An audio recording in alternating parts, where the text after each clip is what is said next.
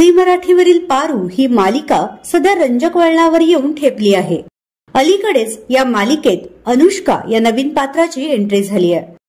अनुष्का ही architect आहे, त्यामुळे ती सहज किर्लोस्करांच्या मनात स्थान मिळवत आहे।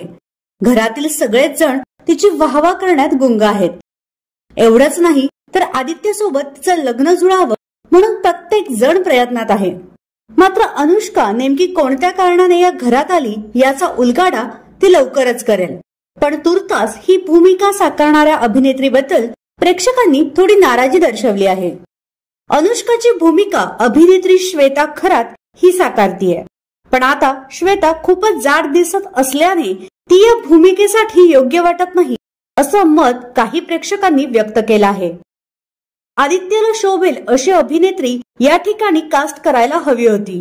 ही खूप वयस्कर वाटते, हिच्या जागी दुसरी कोणी हवी होती, अशा स्वरूपाच्या प्रतिक्रिया प्रेक्षकांनी दिल्या आहेत।